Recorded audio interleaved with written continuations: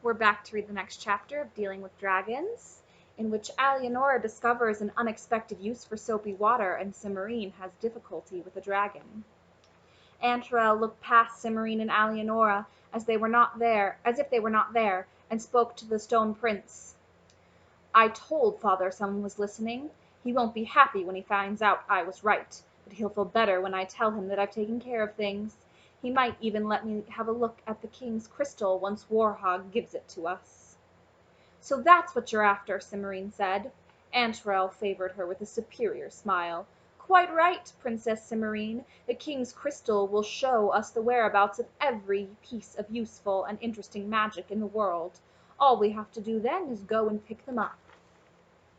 Somehow I don't think it will be that easy, Cimmerian said. We all knew Tokaz would never give it to us, but Warog will, as soon as he's king of dragons. He'll have to, or we'll tell everyone how we were the ones who made sure he was the new king. Of course we can't afford to have anybody around who might make awkward revelations. I doubt the dragons will listen to a couple of hysterical princesses, but he, Antrel pointed to the Stone Prince, will have to go.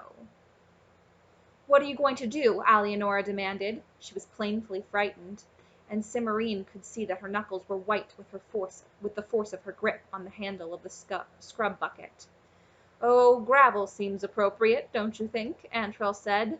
No one will notice a few more rocks around here. Ought I to be taking this person seriously? The Stone Prince asked with a rather doubtful tone.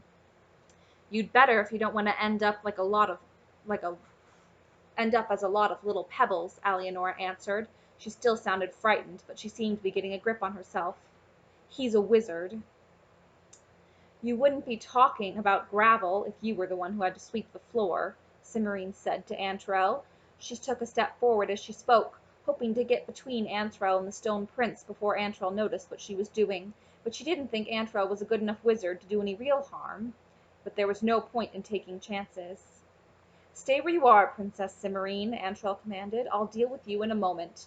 Must you be so theatrical? Cimmerian said. Theatrical? You think I'm being theatrical? Antrel said furiously. I am simply showing proper respect for a moment of importance. He doesn't sound much like a wizard to me, the Stone Prince said. Is he always like this? Enough! Antrel cried, raising his staff. Light shimmered along its length and began to gather at the lower end. Grinning wolfishly, the wizard tilted the staff, aiming it towards the Stone Prince. Stop that, Alienora said. Antrel ignored her. I said stop it, Alienora shouted and threw her bucket at Antrel's head. Alienora's aim was off, and the bucket hit Antrel's shoulder, but a bolt of fire shot from the staff and whizzed past Cimmerian and the Stone Prince to strike the far wall with a whumping noise and a shower of sparks. Antrel staggered and slipped into the soapy cascade of water, and fell over the bucket, dropping his staff in the process. Cimmerian darted in and kicked Antrel's staff out of his reach, and he stared up at her from a mound of soggy silk and soap suds. You can't do this to me, he shrieked. Something in his voice made Cimmerian and her friends look at him more closely. Alienora's eyes went wide, and Cimmerian blinked in surprise. He's collapsing, Alienora said in a stunned voice. He's melting, Cimmerian corrected her. I can't be melting, Antrel cried. I'm a wizard. It's not fair. His head disappeared into the small brown puddle, and his cries stopped. There was a moment of astonished silence. I thought it was witches who melt when you dumped water over them, the Stone Prince said. It is, usually, Cimmerian said. What on earth did you put in that bucket, Alienora?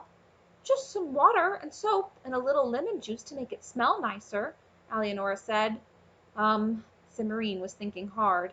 I'll bet there's a simpler way of melting wizards, but we don't have time right now to figure out what it is. How many buckets can you get a hold of in a hurry? Buckets? Alienora said. 2, counting this one, and I suppose I could borrow one from Helena. That's 3. Well, I've got 2 in the kitchen, and I expect an iron kettle is big enough. That's 6 altogether, 2 for each of us. You'll help, won't you? Cimmerian asked, turning to the Stone Prince. Of course, the prince assured her. Help with what? Stopping those wizards, Cimmerian said. We can't let them make Warog the next king of the dragons by trickery. I don't see how we can stop them, Alienora said.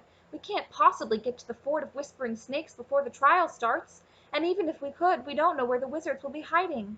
If we tell the dragons that Warog's trying to cheat, they'll stop the trials, Cimmerian said with more confidence than she felt. That'll give us time to find the wizards. I've got to find a way to get us to the ford. You start collecting buckets. I'll meet you at your place after I get all the things I need from Kazul's. What about... Alienora gestured with distaste to the wet, messy lump of robes in the center of the puddle. That was all that remained of Antrell. We'll clean it up when we get back, Cimmerian said. This is more important. Alienora nodded, and the three of them left the banquet room. The Stone Prince decided to accompany Alienora since he was not a fast walker, and Cimmerian had farther to go. Cimmerian left, and when they reached the main tunnel, she ran back to Gazul's cave. There she went straight to her room and opened the drawer where she kept odds and ends. In the back hand of the left corner, carefully wrapped in a handkerchief, were 3 black feathers. She had taken them from when she had taken them from beneath the wing of the bird who she had killed in the enchanted forest. She shoved the whole packet into her pocket without bothering to unwrap it, and went to the kitchen to collect her buckets. Then she hurried to the tunnels to Warog's cave, where Alienora and the Stone Prince were waiting. When Cimmerian arrived, she found the Stone Prince pumping water to fill Alienora's 3rd bucket, while Alienora mixed soap and lemon juice into the 2nd. Cimmerian set her pots and pails next to the pump and went to help Alienora. Now what? Alienora asked when all the buckets were full of the cleaning mixture. Cimmerian reached into her pocket and dug out the package. Carefully she unfolded the handkerchief and removed one of the feathers, noticing as she did that the package also contained the pebble she had picked up in the caves of Fire and Night. If we each take 2 buckets, we can still link elbows without spilling too much, she said. Alienora and the Stone Prince looked at each other and shrugged, and each picked up 2 buckets. Cimmerian took the last bucket in the iron pot, holding the handle of the pot with only 3 fingers so that she could keep a grip on the feather with her thumb and forefinger. A series of awkward maneuvers later, Alienora and the Stone Prince linked elbows with Cimmerian without losing their balance or dropping their buckets. In the process, Cimmerian's skirt got soaked. It's a good thing I'm not a wizard, Cimmerian said. Ready? Here we go. She twisted her hand to the edge of the iron pot and let go of the feather. I wish we were at the Ford of Whispering Snakes, she said as the feather fell and the room dissolved around them. They materialized at the very edge of the river, on a flat, narrow rock that jutted out over the water. Alienora immediately slipped on the wet stone. If the Stone Prince had not been so solid and heavy, all 3 of them would have fallen off into the river. As it was, it took Cimmerian and Alienora several seconds to regain their balance. When she was finally sure of her footing, Cimmerian breathed a sigh of relief and looked around her. The Ford of Whispering Snakes was crowded. Dragons of all sizes and shades of green lined the banks of the river, and filled the spaces beneath the towering trees of the enchanted forest. On the far bank a pale dragon was poring over parchment that Cimmerian thought she remembered seeing during one of her many errands that she had run the previous night. All the dragons seemed to be talking at once, and none of them had noticed Cimmerian and her friends. "Hello, dragons!" Cimmerian shouted, trying to make herself heard above the noise. "Here now, what's all this?" an olive-green dragon said, demanding. "Someone's trying to sneak a look at the trials." "Sneaks," hissed a soft but nonetheless clearly audible voice from somewhere near Cimmerian's feet. Cimmerian jumped back and looked down, and she craned her neck all around her, but she could not find the speaker. "Get rid of them before Troam comes back with Colin's stone." "We aren't trying to sneak in. We don't care about watching the trials," Cimmerian said, wishing she could dare to look around for Kazul. "We came to warn you about the wizards." "Wizards?" a soft voice echoed. "Wizards," the olive-green dragon said skeptically. "There aren't any wizards here." "No, but they figured out some way of interfering with your choice of the next king, and they're hiding somewhere. You have to put off the trials with Colin's stone until we can find them and stop them. If you'll just tell Kazul we're here." "Put off the trials," the olive-green dragon interrupted. "Impossible! They've been under our way for half an hour. We can't stop in the middle. Who are you people, anyways?" A flicker of motion caught Cimmerian's eye, and she looked down just in time to see a thin red snake dart into one clump of weeds from the next. Sneaks, whispered the soft voice an instant later. Sneaks and wizards. I wasn't asking you, the dragon said severely in the general direction of the snake. And whatever they are, they certainly aren't wizards. They look like somebody's princess to me, a blue-green dragon said. Pity that. It would be so much simpler to eat them and get it out of the way. Are you sure? A third dragon said.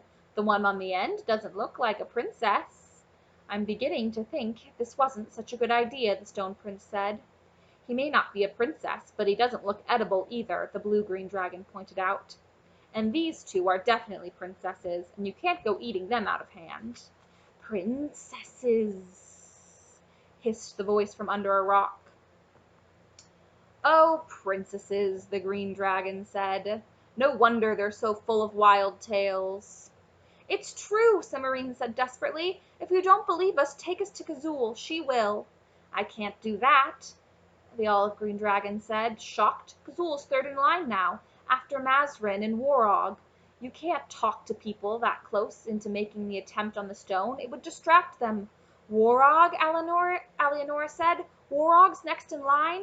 Yes, he should be starting any minute now. Then comes Mazrin, and then Kazul. I don't expect it will take long, though. Nobody's carried the stone for more than a mile or two yet. But I'm Kazul's princess, Cimarine said. I don't care who you are, the dragon replied crossly. You can't talk to Kazul until she's done with her turn.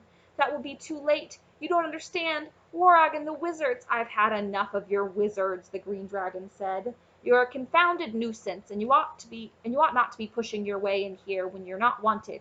Go away. Cimarine, what are we going to do? The Alianor said as the olive green dragon turned and stalked determinedly away. At hero school, we were always taught that if you couldn't persuade someone to help you with something, it meant you were supposed to do it by yourself, the prince said defiantly. And we are prepared. He lifted one of the buckets slightly. But we don't know where the wizards are, Alianor said. And we have to find them before we can stop. We have to find them before we can stop them. And there isn't time. Stop the wizards, whispered a soft voice. That's the first sensible thing you've said since we got here, Cimarine said to the hissing whisper. Can't you just wish to be where the wizards are? The Stone Prince asked Cimarine. No, you have to know where you're going, or the spell doesn't work. For a moment all three of them were glumly silent. Cimarine stared at the water, remembering how and where she had gotten those feathers. Suddenly she raised her head. We may not know where the wizards are, but I'll bet I know someone who can find out. Hold this for a minute. Cimarine handed her bucket to Alianora and dug out the packet of feathers, and grabbed Alianora's elbow. Hold tight, everyone. I wish we were at Morwen's house, Cimarine said, and dropped the feather. The scenery shifted abruptly, and they were standing on Morwen's porch. The house was just as tidy-looking as Cimarine remembered, and the porch floor gleamed as if it had just been washed. A black and white cat, startled by their sudden appearance, fell off the porch railing, and 4 others left off washing themselves to stare at Cimarine with unwinking green eyes and yellow stares. I need to talk to Morwen, Cimarine said to the cats. It's an emergency. A lean tiger-striped cat rose and oozed through the crack in the door. Cimarine unwound herself from Alianora and the Stone Prince to set her bucket on the porch floor. I hope this works, she muttered to herself as Alianora and the prince placed their buckets beside hers. And that is the end of chapter 13. Next time we'll pick up with chapter 14, in which the wizards try to make trouble and Cimarine does something about it. We are almost at the end, you guys. We have 2 more chapters. That's it, chapter 14 and 15. I hope you guys are still enjoying the story and that you're on your edge of your seat to figure out what happens next. Every time I read this book, I still feel as excited as I was the first time I read it. It's such a great series. I'll see you next time. Until then, stay happy and stay safe. Goodbye!